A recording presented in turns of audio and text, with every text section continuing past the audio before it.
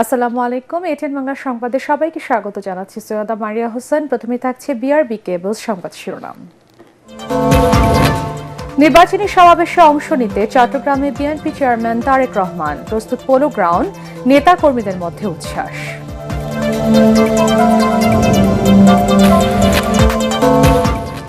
দেশ করতে জাতিকে ঐক্যবদ্ধ করবে জামাত। উত্তরাঞ্চলের নির্বাচনী সমাবেশে ডাক্তার শফিকুর রহমান।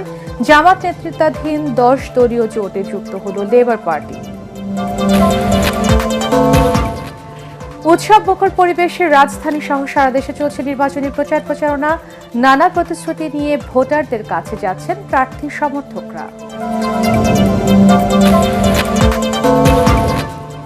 নিজের 650 কোটি টাকা কর মওকুফ এবং গ্রামীণ বিশ্ববিদ্যালয় অনুমোদন সহ 26 সুবিধা নেওয়ার অভিযোগ ডক্টর ইউনূসের বিরুদ্ধে। উপদেষ্টাদের সম্পদের হিসেব উপস্থাপনের তাগিদ। এবং চাঁদাবাজি দখলদারিত্বের জেরেই স্বেচ্ছাসেবক দলের নেতা মোসাব্বির খুন। বিদেশ থেকে আসে হত্যার নির্দেশ। নির্বাচনকে সামনে রেখে দেশকে অস্থিতিশীল করার চেষ্টা, বলছে ডিবি। শুনছিলেন বিআরবি কেবলস সংবাদ শিরোনাম। এবারে বিস্তারিত। ধানের শীষের পক্ষে নির্বাচনী প্রচারণায় অংশ নিতে বন্দর নগরী চট্টগ্রামে এসে পৌঁছেছেন বিএনপি চেয়ারম্যান তারেক রহমান। শনিবার রাত 7:30টায় চট্টগ্রাম শাহ আমানত বিমানবন্দরে এসে পৌঁছলে স্থানীয় নেতাকর্মীরা তাকে স্বাগত জানান। বিএনপির স্থায়ী কমিটির সদস্য Amir Khasru Mahmud Chowdhury, city mayor doctor Shahadat Hossain বিমানবন্দরে দলীয় প্রধানকে স্বাগত জানান। রাতে নগরীর রেডিসন ব্লু হোটেলে অবস্থান করবেন তারেক রহমান। রোববার সকালে শিক্ষার্থীদের সাথে তাদের ভাবনা এবং বিএনপির ভবিষ্যৎ পরিকল্পনা নিয়ে মতবিনিময় করবেন বিএনপি চেয়ারম্যান। পরে সকাল 11:30টায় নগরের ঐতিহাসিক পোলো গ্রাউন্ড মাঠে জনসভায় যোগ দেবেন তারেক রহমান। পরে চট্টগ্রাম থেকে ফেনী পাইলট হাই স্কুল মাঠে সমাবেশে অংশ নেবেন তিনি। ফেনী থেকে কুমিল্লায় একে একে 3টি জনসভায় বক্তব্য রাখার কথা রয়েছে বিএনপি চেয়ারম্যানের।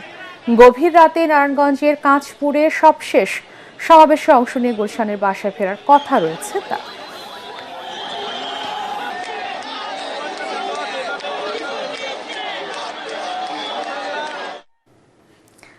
দর্শক, চট্টগ্রামের পোলো গ্রাউন্ডে আছেন আমাদের বিশেষ প্রতিনিধি মইনুল আহসান। তারেক রহমানের সফরের বিস্তারিত জানতে আমরা এখন সরাসরি চলে যাচ্ছি তার কাছে।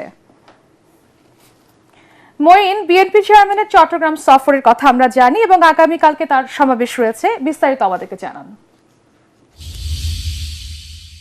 মারিয়া, সমাবেশের কথা যেটি আপনি বলছিলেন, নিশ্চয়ই দেখতে পাচ্ছেন যে আমার পেছনে সমাবেশ মঞ্চ একেবারে প্রস্তুত বলা যেতে পারে। শেষ মুহূর্তের যে প্রস্তুতির শেষ মুহূর্তের কাজ এখন চলছে আর কি। তো ধারণা করছি যে রাতের মধ্যেই এই সমস্ত আয়োজনগুলো শেষ হয়ে যাবে। মঞ্চ কিছুক্ষণ আগে বিএনপির স্থায়ী কমিটির সদস্য চট্টগ্রামেরই নেতা আমির খসরু মাহমুদ চৌধুরী, তিনি সভামঞ্চ একটু আগেই পরিদর্শন করে গেছেন এবং আয়োজকরা যেটি জানিয়েছেন যে প্রস্তুতি শেষ করে এনেছেন। এবং পুরো নগর জুড়ে, আমি যখনই এই চট্টগ্রাম নগরে প্রবেশ করছিলাম তখনই মনে হচ্ছিল যে পুরো নগর জুড়ে আসলে একটা উৎসবের আমেজ বিএনপি চেয়ারম্যানের এই সফরকে কেন্দ্র করে। নির্বাচনী প্রচারণায় ঢাকার বাইরে যেই সফর তিনি শুরু করেছেন, এর মধ্যে দ্বিতীয় সফরটি এই চট্টগ্রামে হতে যাচ্ছে আগামীকালকে। ইতিমধ্যেই উনি চট্টগ্রামে পৌঁছে গেছেন, যেটি আপনি শুরুতেই জানিয়েছিলেন। তো এই সফর চট্টগ্রাম থেকে যেটি শুরু হবে, আগামীকালকে সকাল হোটেলে তিনি তরুণদের সঙ্গে একটি মতবিনিময়ের পরই আসলে এই সমাবেশে চলে আসবেন। এই ঐতিহাসিক পোলো গ্রাউন্ড মাঠ, এই মাঠটি নানান কারণে ঐতিহাসিক এবং এখানে BNP chairperson Begum Khaleda Xiao সবশেষ এখানে সমাবেশে বক্তব্য রেখেছেন অনেকবার।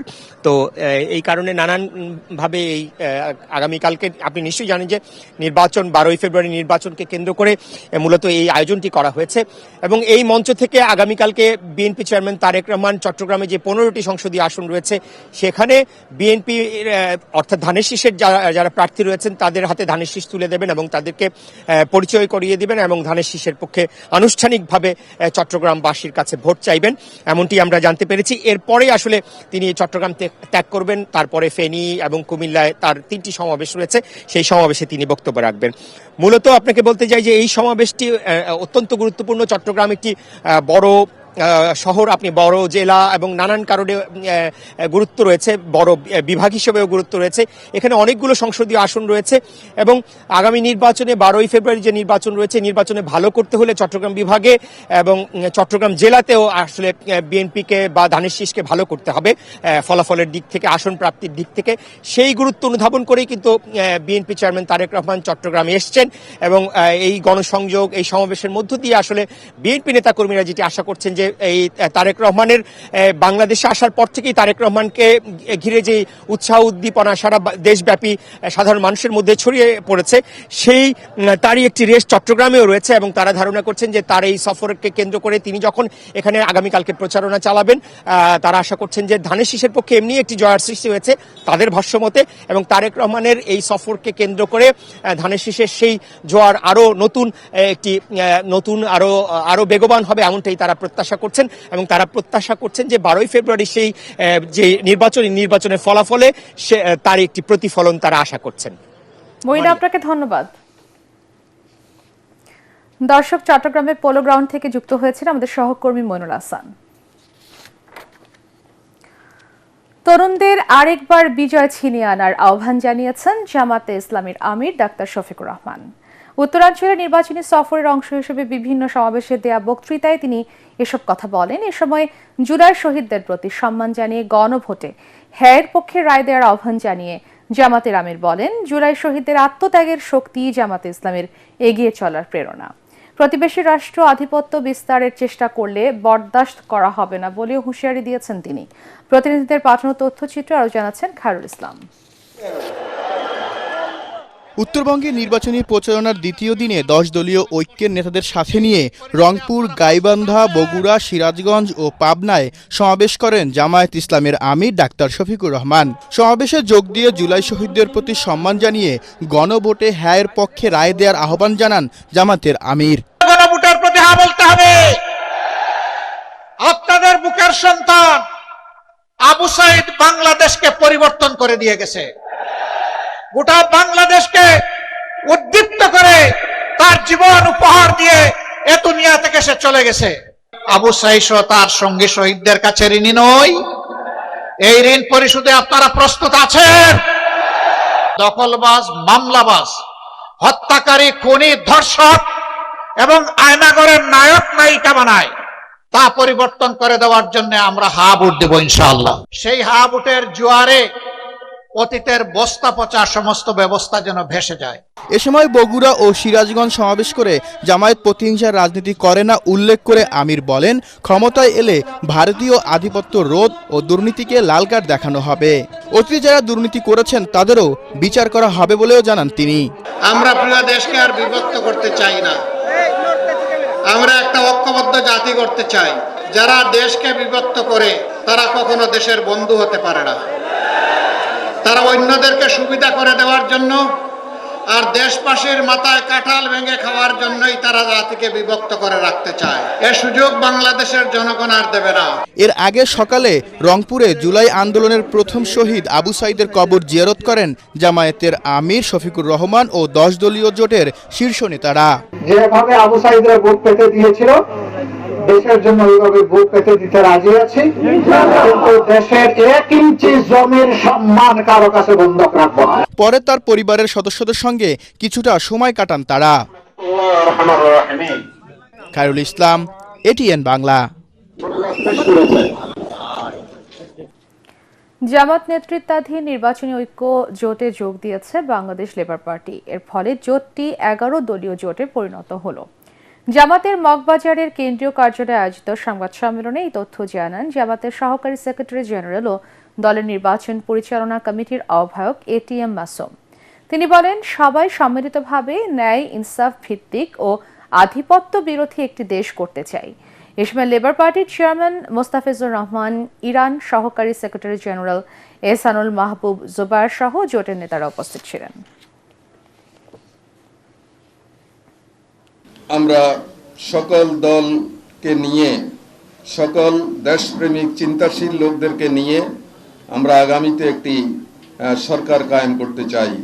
সেই ক্ষেত্রে আমাদের লেবার পার্টির এখানে একাত্ম ঘোষণা করা এটা একটা বিরাট অগ্রগতি। গণতান্ত্রিক চর্চার সংস্কৃতি প্রতিষ্ঠা করতে পারলেই জনকল্যাণ নিশ্চিত করা সম্ভব বলে জানিয়েছেন বিএনপি চেয়ারম্যান তারেক রহমান। রাজধানীর গুলশানে আমার ভাবনায় বাংলাদেশ থিমে রিল মেকিং প্রতিযোগিতার বিজয়ীদের সাথে মতবিনিময় অনুষ্ঠানে তিনি জানান, আধুনিক বিশ্বের সাথে তাল মিলিয়ে কৃষি, স্বাস্থ্য, শিক্ষা, পরিবহন সহ প্রতিটি সেক্টরে যুগোপযোগী পরিবর্তনের পরিকল্পনা রয়েছে বিএনপির। কামরুজ্জামান রাজীবের রিপোর্ট। আগামীর বাংলাদেশ নিয়ে মানুষের ভাবনা ও প্রস্তাবকে রাষ্ট্র গঠন প্রক্রিয়ায় যুক্ত করার লক্ষ্যে ফ্যামিলি ও কৃষক কার্ড সহ 11টি বিষয়ের উপর রিল বানানোর প্রতিযোগিতার আয়োজন করে বিএনপি। আমার ভাবনায় বাংলাদেশ শীর্ষক রিল মেকিং প্রতিযোগিতায় সারা দেশের প্রায় 2500 প্রতিযোগীর মধ্যে বিজয়ী 10 জনের সাথে মত বিনিময় অনুষ্ঠানে অংশ নেন তারেক রহমান। রাজধানীর গুলশানে বিচারপতি শাহাবুদ্দিন পার্কে meet and greet with Tarique Rahman শীর্ষক অনুষ্ঠানে অংশ নেন মেয়ে জাইমা রহমান। আমাদের বুঝতে হবে যে এটা নিজ মতোই ঠিকঠাক হবে না, আমাদের কিছু করার প্রয়োজন, আর হয়তোবা তরুণরাই কোনো সলিউশনস বের করতে পারবে। বিজয়ী প্রতিযোগীদের সাথে রাষ্ট্র গঠনে তাদের চিন্তা ভাবনা নিয়ে আলোচনা করেন তারেক রহমান। তিনি জানান, বিএনপি ক্ষমতায় আসলে উন্নত বিশ্বের সাথে তাল মিলিয়ে কৃষি, শিক্ষা, স্বাস্থ্য সহ প্রতিটি সেক্টরে ব্যাপক পরিবর্তন আনা হবে। আমাদেরকে ডেমোক্রেসি প্র্যাকটিস করতে হবে।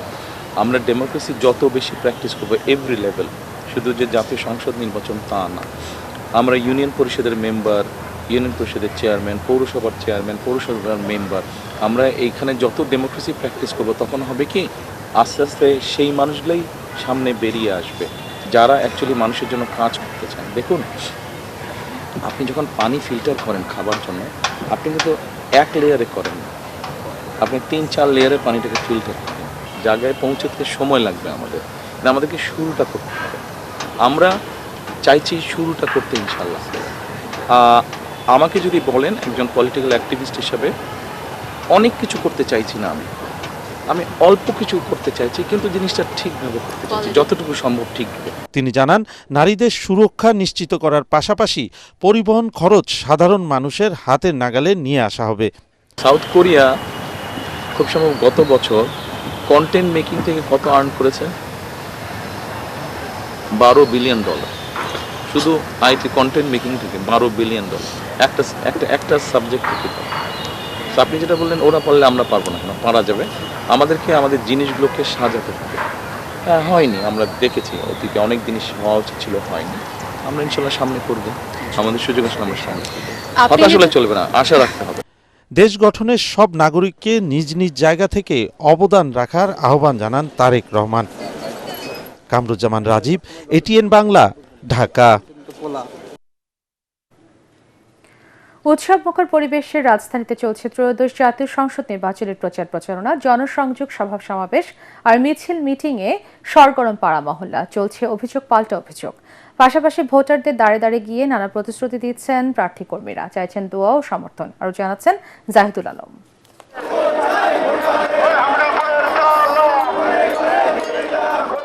জাতীয় সংসদ নির্বাচনের প্রচার প্রচারণায় সরগরম রাজধানী। জমে উঠেছে ভোটের মাঠের আসল লড়াই।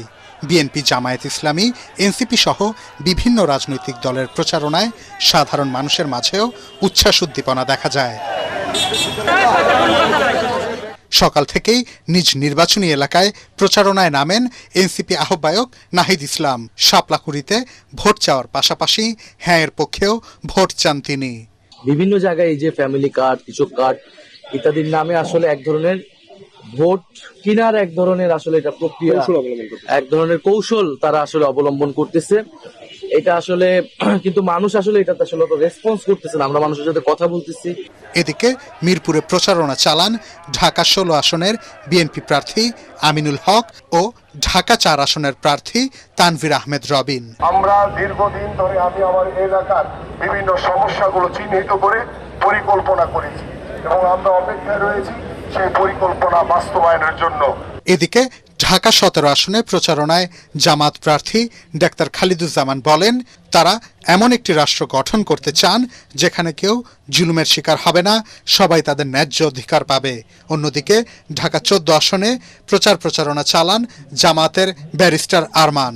ঢাকা 15 আসনে প্রচারণায় অংশ নিয়ে ধানের শীষের প্রার্থী ধর্মের অপব্যবহারের বিরুদ্ধে ভোটারদের সতর্ক থাকার আহ্বান জানান। আমরা দৃশ্যমান একটা নির্বাচনকালীন সময়ে মানুষ প্রচার করে বাসায় বাসায় যায়, সেটিও তারা অদৃশ্য শক্তি হয়ে যাচ্ছে। ঢাকা 11 আসনে গণসংযোগ করেন বিএনপি মনোনীত প্রার্থী ডক্টর এম এ কাইয়ুম। এ সময় তিনি জিপিএ 5 পাওয়া শিক্ষার্থীদের সাথে কথা বলেন, তুলে ধরেন দেশকে মেধাশূন্য করতে বিগত শাসন আমলের বিভিন্ন আত্মঘাতী সিদ্ধান্তের কথা। তোমাদের আমরা অনুপ্রাণিত করব, সমাজে দেশকে এগিয়ে নিয়ে যেতে হলে তোমাদের মতো স্কলারদেরও এগিয়ে যেতে হবে। প্রচারণায় নানা প্রতিশ্রুতির কথা থাকলেও নির্বাচনে প্রতিদ্বন্দ্বী দুই দল বিএনপি ও জামাতের পরস্পর বিরোধী বক্তব্যে নির্বাচনের মাঠ গরম হচ্ছে আরও। জাহিদুল আলম, এটিএন বাংলা, ঢাকা। উৎসবমুখর পরিবেশে সারা দেশে চলছে ত্রয়োদশ জাতীয় সংসদ নির্বাচনের প্রচার ও প্রচারণা। সকাল সন্ধ্যা বিরামহীনভাবে ভোটারদের দাঁড়ে দাঁড়ে যাচ্ছেন প্রার্থীরা। সংস্কার, উন্নয়ন এবং মাদক ও দুর্নীতিমুক্ত সমাজ গঠনের নানা প্রতিশ্রুতি দিয়ে চাইছেন দোয়া ও সমর্থন। তবে ভোটাররা বলছেন, উন্নয়নমূলক কাজের পাশাপাশি সৎ ও যোগ্য প্রার্থীকে ভোট দেবেন তারা। জেলা প্রতিনিধিদের পাঠানো তথ্য ও ছবি নিয়ে আশিকুর রহমানের রিপোর্ট। ঠাকুরগাঁও সদর উপজেলার আউলিয়াপুর ইউনিয়নে নির্বাচনী পথসভায় গণসংযোগ করেছেন ঠাকুরগাঁও 1 আসনে বিএনপি প্রার্থী ও বিএনপি মহাসচিব মির্জা ফখরুল ইসলাম আলমগীর।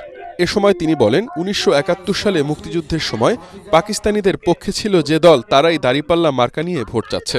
যারা আজকে আপনাদের দাঁড়িপাল্লা নিয়ে আপনাদের সামনে আসতেছে ভোট চাওয়ার জন্য, ওরা কিন্তু সেদিন এই স্বাধীনতার বিরোধিতা করছে। চট্টগ্রাম 11 আসনের আগ্রাবাদ এলাকায় নির্বাচনী প্রচারণায় অংশ নেন বিএনপি মনোনীত প্রার্থী আমির খসরু মাহমুদ চৌধুরী। এছাড়া চট্টগ্রাম 7 আসনের রাঙ্গুনিয়া রোয়াজারহাট এলাকায় গণসংযোগ ও প্রচারণা চালান এই আসনের বিএনপি মনোনীত প্রার্থী হুম্মাম কাদের চৌধুরী। এখানে তো ধানের শীষের জোয়ার চলছে, অবস্থান খুবই পরিষ্কার। রাজশাহী 2 সদর আসনে বিএনপি প্রার্থী মিজানুর রহমান মিনু ও একই আসনের জামাত প্রার্থী ডাক্তার মোহাম্মদ জাহাঙ্গীর ব্যাপক গণসংযোগ শুরু করেছেন। বরিশাল 5 আসনের বিএনপির মনোনীত সংসদ সদস্য প্রার্থী অ্যাডভোকেট মুজিবুর রহমান সরোয়ার গণসংযোগ ও লিফলেট বিতরণ করেন। ইসলামী আন্দোলনের নায়েবে আমির মুফতি সৈয়দ ফয়জুল করিম বরিশাল নগরীর সাগরদী ও বেলতলা এলাকায় গণসংযোগ করেন।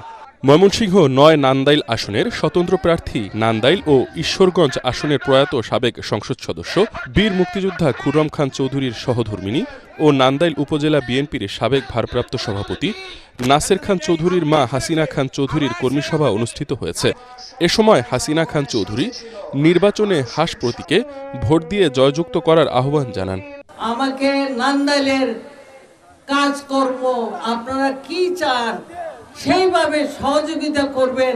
আমার পাওয়ার কিছু নাই, আমার এমপির শখ নাই, আমি আপনাদের এই বিপদে আসছি কেন, আপনাদের সহযোগিতা করার জন্য। এদিকে নাটোর সদর উপজেলার তেবাড়িয়া ইউনিয়নের 5 পাড়া, লোচনগড়, জঙ্গলি, বেলঘরিয়া ও সিঙ্গারদহ সহ বিভিন্ন পাড়া মহল্লায় গণসংযোগ ও নির্বাচনী সমাবেশ করেছেন নাটোর 2 সদর ও নলডাঙ্গা আসনের ধানের শীষের প্রার্থী অ্যাডভোকেট রুহুল কুদ্দুস তালুকদার দুলু। তারেক রহমান সাহেবের নেতৃত্বে বাংলাদেশ জাতীয়তাবাদী দল ধানের শীষকে বাংলাদেশের মানুষ বিপুল ভোটের মাধ্যমে জয়লাভ করবে বলে বিশ্বাস করে। এছাড়া সারা দেশে পথসভা, গণসংযোগ ও লিফলেট বিতরণ করেন বিভিন্ন দলের প্রার্থীরা। আশিকুর রহমান, এটিএন বাংলা। মরহুম আরাফাত রহমান কোকোর মৃত্যুবার্ষিকী উপলক্ষে বিএনপি চেয়ারম্যানের গুলশান কার্যালয়ে দোয়া মাহফিল অনুষ্ঠিত হয়েছে। তার রুহের মাগফিরাত কামনায় দোয়া মাহফিলে অংশ নেন বিএনপির চেয়ারম্যান তারেক রহমান সহ বিএনপির সর্বস্তরের নেতাকর্মীরা। এর আগে কোকোর রুহের মাগফিরাত কামনায় বিএনপির নয়া পল্টন কেন্দ্রীয় কার্যালয়ে দোয়া ও মিলাদ মাহফিল অনুষ্ঠিত হয়। আরাফাত রহমান কোকোর মৃত্যুবার্ষিকী উপলক্ষে রাজধানীর বনানী কবরস্থানে তার কবর জিয়ারত শেষে বিএনপির সিনিয়র যুগ্ম মহাসচিব রুহুল কবির রিজভী বলেন, তারেক রহমানের বিরুদ্ধে আচরণবিধি লঙ্ঘনের মিথ্যে অভিযোগ করেছে এনসিপি। তিনি অভিযোগ করেন 111 ও আওয়ামী লীগের শাসনামলে মানসিক ও শারীরিক নির্যাতনের শিকার হয়ে কোকো মৃত্যুবরণ করেন।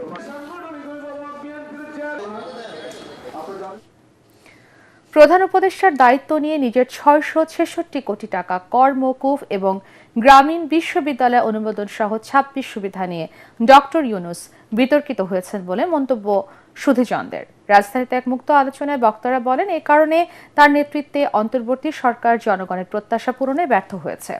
সুশাসন প্রতিষ্ঠায় সাবেক ও বর্তমান সব উপদেষ্টার সম্পদের হিসেব জাতির সামনে উপস্থাপনের তাগিদ দেন বিশিষ্টজনেরা। ইমদাদুল্লাহ বাবুর রিপোর্টে দেখুন বিস্তারিত।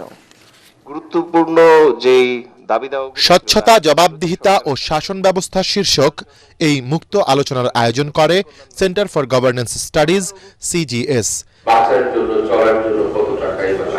এতে জুলাই গণঅভ্যুত্থানের পর জন আকাঙ্ক্ষার অন্তর্বর্তী সরকার গঠিত হলেও মানুষের ভাগ্যের কোনো উন্নয়ন তারা করতে পারেনি বলে অভিযোগ করেন আলোচকরা। প্রফেসর ইউনূস সাহেব যে সুবিধাগুলো নিছেন ওনার প্রতিষ্ঠানের জন্য, এগুলা ইতিহাসে হাজার বছর ধরে নেতিবাচক ভাবে আসবে। এগুলা নিয়ে উনি বিতর্কিত হয়েছেন। আমি বলবো এক অর্থে আত্মহত্যা করেছেন। এখনো কিন্তু কারি কারি টাকা বিদেশ পাচার হচ্ছে। এখনো কিন্তু আমাদের উপদেষ্টারা নিজেদের আয় ব্যয়ের কোনো হিসাব দেয় নাই। স্বচ্ছতা বলেন, জবাবদিহিতা, দায়বদ্ধতা, শাসন, এগুলো কেউ আসলে সঠিকভাবে করে না। বক্তারা আরো বলেন, ক্ষমতায় বসে এই সরকারও সুবিধা ভোগ ও দায় এড়িয়ে যাওয়ার সংস্কৃতি প্রতিষ্ঠা করেছে। এই নির্বাচনে যে এখনো যে সীমাহীন ভাবে যেখানে খুন খারাপি হচ্ছে, এটার ব্যাপারে তো হোমে গম নেই কারণ। এখনো আমি আশঙ্কা মুক্ত না নির্বাচন যে আসলে ঠিকঠাক মতো হবে কিনা। আগামী সরকারের কাছে স্বচ্ছতা ও জবাবদিহিতা প্রতিষ্ঠার পাশাপাশি জনগণের প্রতি সর্বোচ্চ দায়বদ্ধতা প্রত্যাশা করেন বিশিষ্টজনরা। বাংলাদেশের রাজনীতি, অর্থনীতি, ভূ রাজনীতির ভাইরা ভাইদের ইচ্ছা এবং অনিচ্ছার উপরে কিন্তু চলে। যে সরকার আসবে সেই সরকার এমন শক্তিশালী নৈতিকভাবে থাকা উচিত যার পিছনে সমগ্র জনগণের একটা সাপোর্ট থাকবে। সংঘাত আমাদের সংস্কৃতি হয়ে দাঁড়িয়েছে এবং সন্ত্রাস আমাদের ভাষা হয়ে দাঁড়িয়েছে। এটাকে কিন্তু যদি না করা যায়, এটাকে কিন্তু আমরা সামনের দিকে এগিয়ে নিয়ে যেতে পারবো। রাজনৈতিক দলগুলোর এবারের ইশতেহারে জবাবদিহিতা প্রতিষ্ঠার বিষয়ে সুস্পষ্ট অঙ্গীকারও কামনা করেন সুধীজনরা। গুনে গুনে 26টি সুবিধা নিয়েছেন। ইমদাদুল্লাহ বাবু, ATN বাংলা, ঢাকা। নির্বাচনকে সামনে রেখে আন্ডারওয়ার্ল্ডের যারা দেশকে অস্থিতিশীল করার চেষ্টা করবে তাদের বিরুদ্ধে জিরো টলারেন্স নীতি নেওয়া হবে বলে জানিয়েছেন ডিএমপির অতিরিক্ত কমিশনার DB শফিকুল ইসলাম। স্বেচ্ছাসেবক দলের নেতা আজিজুর রহমান মুসাব্বির হত্যার সাথে সরাসরি জড়িত শুটার রহিমকে গ্রেফতারের পর প্রেস ব্রিফিংয়ে এই কথা জানান তিনি।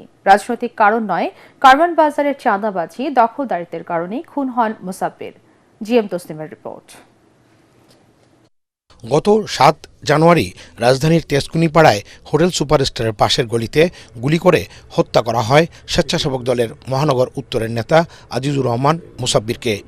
একের পর এক আসামিকে গ্রেপ্তারের পর তদন্তে সামনে আসতে থাকে হত্যার মূল কারণ বাজারে চাঁদাবাজি আর দখলদারিত্ব, যেখানে সক্রিয় ছিল মুসাব্বিরও।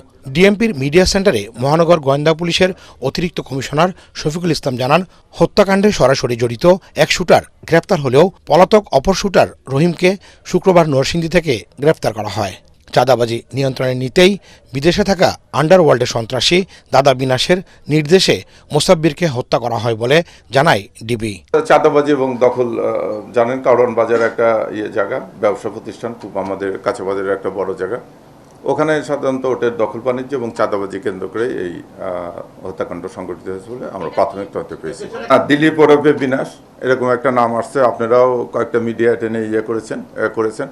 আমরা প্রাথমিকভাবে এটার পেয়েছি, কারণ যে আসামিগুলো ধরা হয়েছে তাদের প্রত্যেকের সঙ্গে, এবং আপনারা জানেন যে আমরা একটা 164 করেছি একজন আসামি, এবং ওদের কথোপকথনে একটা জিনিস উঠে আসছে, এক জায়গায় বলছে যে দাদা আছে, দাদা দেখবে। This is true. কারওয়ান বাজারে এখনও সক্রিয় অন্তত 8 থেকে 9টি চাঁদাবাজ চক্র। এদের নিয়ন্ত্রণে কাজ করছে গোয়েন্দারা। চাঁদাবাজদের আসলে কোনো দল নাই, আমরা প্রাথমিকভাবে করে দেখছি প্রায় 8-9টা গ্রুপ আছে ওখানে, বিভিন্ন নামে তারা চাঁদা তোলে। এখন এই সিন্ডিকেটটা ভেঙে দেওয়ার আমরা চেষ্টা করতেছি। আসন্ন নির্বাচনকে সামনে রেখে সর্বোচ্চ নিরাপত্তা ব্যবস্থা নেওয়া হচ্ছে বলেও জানান ঢাকা মহানগর গোয়েন্দা পুলিশ প্রধান। GM Taslim, ATN Bangla, Dhaka. সংঘাতের রাজনীতি বন্ধের অঙ্গীকার করে ভোটারদের দ্বারে দ্বারে ছুটছেন নরসিংদীর 5টি সংসদীয় আসনের প্রার্থীরা। বিএনপির প্রার্থীরা তাদের জেলাকে ধানের শীষের ঘাঁটি বলে দাবি করে বলেন, নিরঙ্কুশ বিজয় দেখার অপেক্ষায় আছেন তারা। তবে জামাতের প্রার্থীরা বলছেন, ফ্যাসিবাদী বন্দোবস্ত থেকে বের হয়ে নতুন বাংলাদেশ গড়তে হলে দাঁড়িপাল্লার বিকল্প নেই। নরসিংদীর প্রতিনিধি বেনজির আহমেদ বেনুকে সাথে নিয়ে মিজান শাহজাহানের রিপোর্ট। সদর ও মাধবদী উপজেলা নিয়ে সংসদীয় আসন নরসিংদী 1। ঢাকার সাথে যোগাযোগ ব্যবস্থা সহজ হওয়ায় শিল্প কারখানা সমৃদ্ধ এই দুটি উপজেলা। এই আসনে বিএনপির প্রার্থী দলটির যুগ্ম মহাসচিব খায়রুল কবির খোকন। জেলা বিএনপির সভাপতি হিসেবেও দায়িত্ব পালন করছেন তিনি। ব্যাপক গণজোয়ার সৃষ্টি হয়েছে। আপনারা জানেন যে দীর্ঘদিন মানুষ ভোটাধিকার থেকে বঞ্চিত ছিল।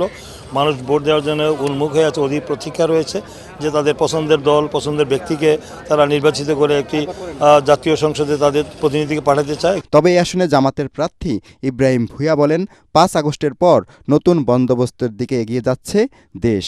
সবাইকে পাশে চাই, আপনাদেরকেও পাশে চাই, সবাই মিলে একটি সুন্দর নরসিংদী আমরা গড়তে চাই। এদিকে শিবপুর উপজেলা নিয়ে গঠিত নরসিংদী 3 আসন। এখানে বিএনপির প্রার্থী দলটির জেলা সাধারণ সম্পাদক মঞ্জুর এলাহি। নরসিংদী বিএনপির ঘাঁটি, এটা আমরাও স্বীকার করি, দেশবাসীও জানে। নরসিংদী জেলায় 5টা আসনই আমরা এবার আমাদের দলের চেয়ারম্যান জনাব তারেক রহমান সাহেবকে আমরা উপহার দিতে পারবো ইনশাআল্লাহ। বিএনপির সাবেক মহাসচিব প্রয়াত আব্দুল মান্নান ভূঁইয়ার ইমেজকে কাজে লাগিয়ে এমপি হতে চান স্বতন্ত্র প্রার্থী সাবেক উপজেলা চেয়ারম্যান আরিফ মৃধা।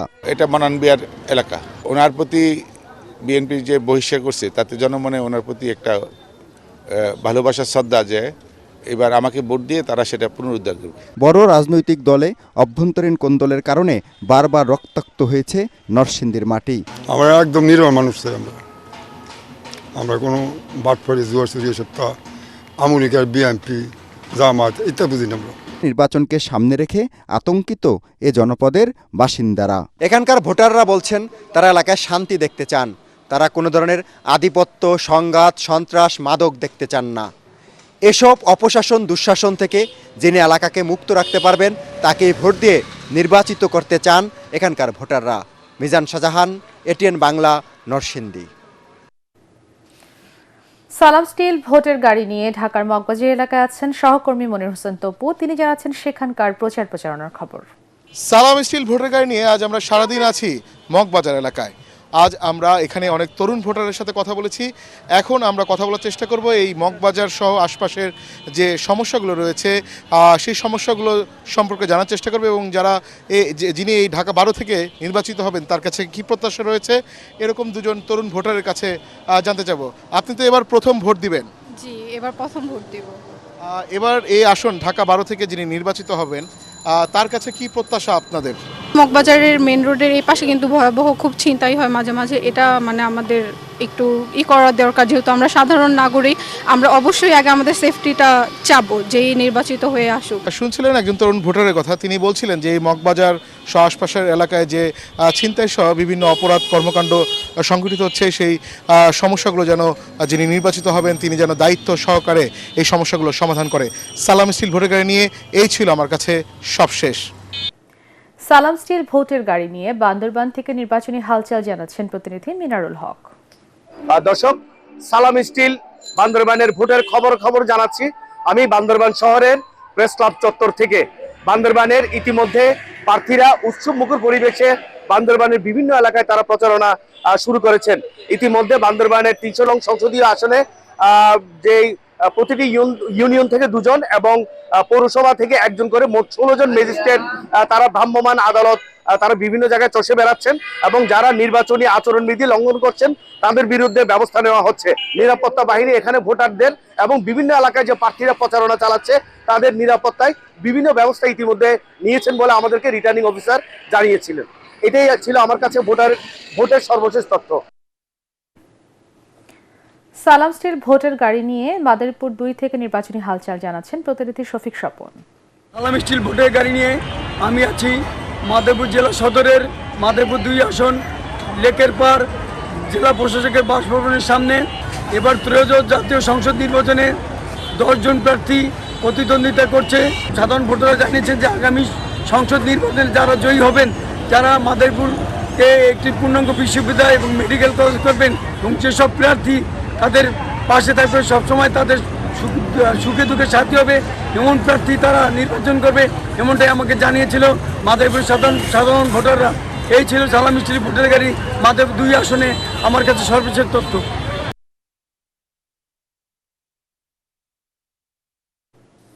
পূবালী ব্যাংক বাণিজ্য সংবাদ।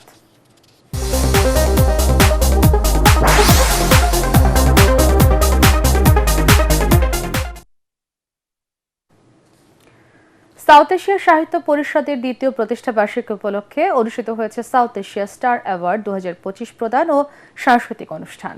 বিকেলে রাজধানীর একটি হোটেলে আয়োজিত অনুষ্ঠানে সাহিত্য, সংস্কৃতি ও সমাজচর্চায় অবদানের কথা তুলে ধরেন বক্তারা। অনুষ্ঠানের প্রধান অতিথি হিসেবে উপস্থিত ছিলেন হাইকোর্টের অবসরপ্রাপ্ত বিচারপতি মীর হাশমত আলী।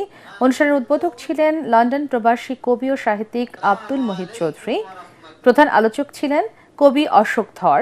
বিশেষ অতিথি হিসেবে অনুষ্ঠানে উপস্থিত ছিলেন কিংবদন্তি সঙ্গীত শিল্পী সৈয়দ আব্দুল হাদি, খুরশিদ আলম, চলচ্চিত্র অভিনেতা DA তায়েব সহ সাংস্কৃতিক অঙ্গনের বিশিষ্ট ব্যক্তিবর্গ। অনুষ্ঠানে সভাপতিত্ব করেন সাউথ এশিয়া সাহিত্য পরিষদের সভাপতি আমজাদ হোসেন খান। পরে বিভিন্ন গুণীজনকে সাউথ এশিয়া স্টার অ্যাওয়ার্ড 2025 প্রদান করা হয়। এর মধ্যে বেস্ট রিপোর্টার অ্যাওয়ার্ড পান ATN নিউজের রিপোর্টার শারমিন রিহা।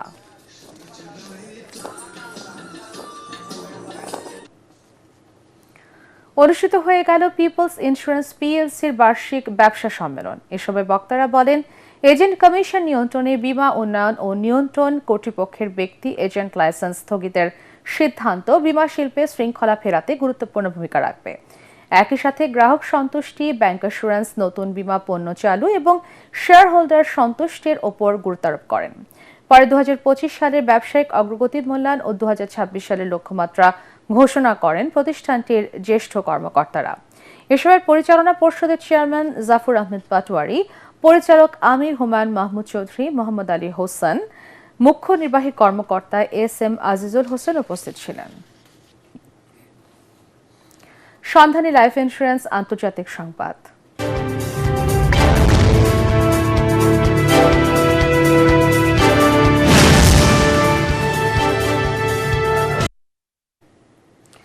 পাকিস্তানে বিয়ের অনুষ্ঠানে আত্মঘাতী বোমা হামলায় অন্তত 7 জন নিহত হয়েছেন। হামলায় আরও কয়েকজন আহত হয়েছেন।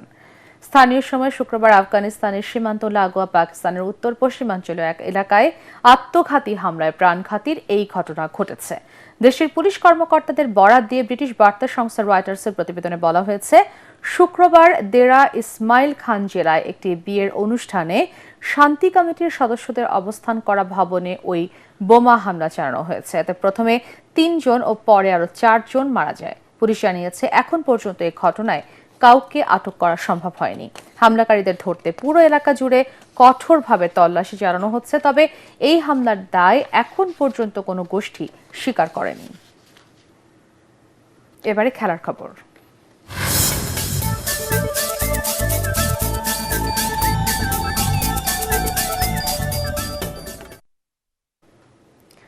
আসন্ন T20 বিশ্বকাপ থেকে বাংলাদেশকে আনুষ্ঠানিকভাবে সরিয়ে তাদের জায়গায় স্কটল্যান্ডকে অন্তর্ভুক্ত করেছে আন্তর্জাতিক ক্রিকেট কাউন্সিল ICC। আজ এক সংবাদ বিজ্ঞপ্তিতে এ কথা জানিয়েছে ICC। এদিকে পাকিস্তান ক্রিকেট বোর্ড সভাপতি মোহসিন নাকভি জানিয়েছেন, একটি দেশকে খুশি করতে বাংলাদেশের সঙ্গে অন্যায় করেছে ICC। আরও জানাচ্ছেন পরাগ আরমান।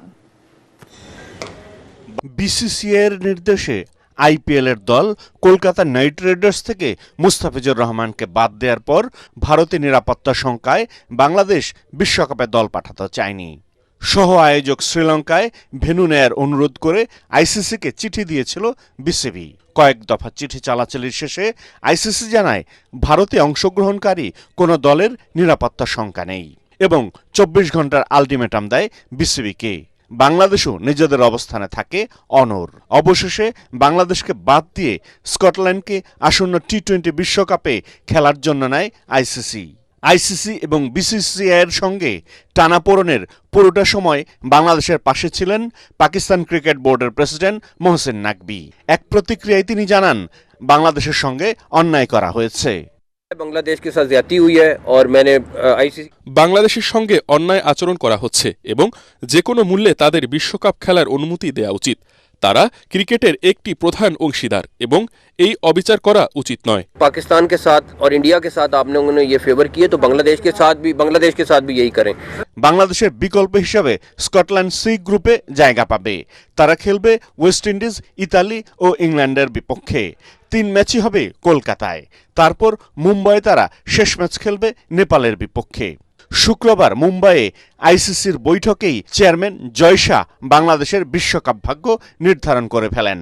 এর আগে নিরাপত্তা ইস্যুতে ভারত থেকে বিশ্বকাপ ভেন্যু পরিবর্তনের আবেদন করে আসছিল বাংলাদেশ ক্রিকেট বোর্ড, কিন্তু বাংলাদেশের কোনো আবেদনই আমলে নেয়নি আইসিসি কিংবা বিসিসিআই।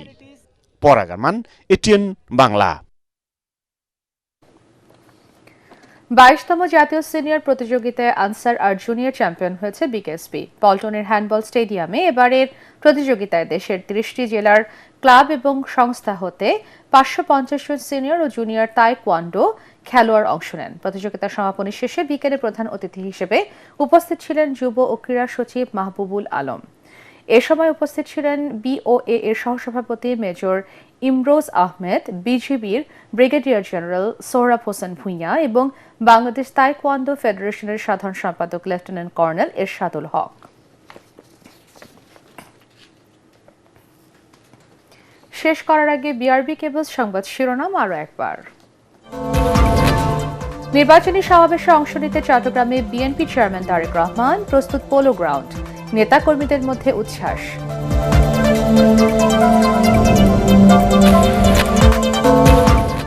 দেশ গড়তে জাতিকে ঐক্যবদ্ধ করবে জামাত, উত্তরাঞ্চলে নির্বাচনী সমাবেশে ডাক্তার শফিকুর রহমান। জামাত নেতৃত্বাধীন 10 দলীয় জোটে যুক্ত হল লেবার পার্টি। উৎসব মুখর পরিবেশে রাজধানী সহ সারা দেশে চলছে নির্বাচনী প্রচার প্রচারণা। নানা প্রতিশ্রুতি নিয়ে ভোটারদের কাছে যাচ্ছেন প্রার্থী সমর্থকরা।